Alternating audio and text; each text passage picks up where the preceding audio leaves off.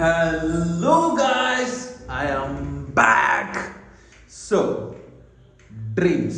അതെ, ഇന്നത്തെ വിഷയം ഡ്രീംസ് തന്നെ. ഏതൊക്കെ ടൈപ്പ് ഡ്രീംസ് ഉണ്ട്? ഞാനൊരു 3 ടൈപ്പ് ഓഫ് ഡ്രീംസിനെ കുറിച്ച് പറയാം.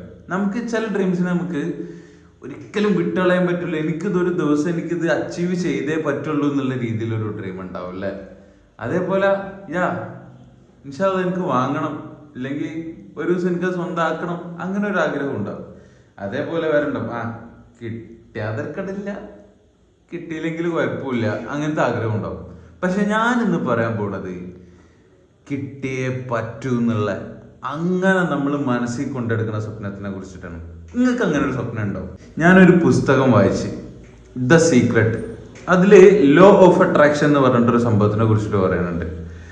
നമ്മൾ അതിയായ ആഗ്രഹത്തോടെ നമ്മളൊരു സംഭവത്തിന് വേണ്ടി ആഗ്രഹിച്ചിട്ടുണ്ടെങ്കിൽ ഈ പ്രപഞ്ചം തന്നെ, ഈ യൂണിവേഴ്സ് തന്നെ നമുക്ക് അതിന് വേണ്ടിയിട്ട് കൂട്ടു നിൽക്കുന്നതാണ് അതിൽ പറഞ്ഞിട്ടുള്ളത്.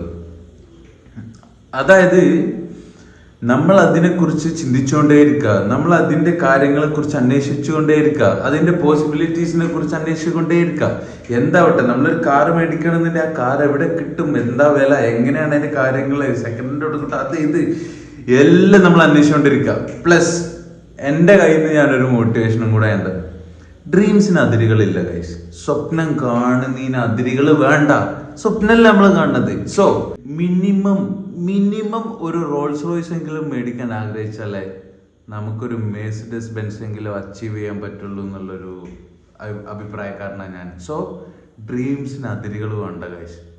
നിങ്ങൾ ഡ്രീംസ് ചെയ്ത് എത്ര ഡെപ്തിലാന്ന് വെച്ചാൽ കണ്ടോളി, അതിന് ഇപ്പോൾ പ്രത്യേകിച്ച് മുടക്കൊന്നുമില്ലല്ലോ അല്ലേ?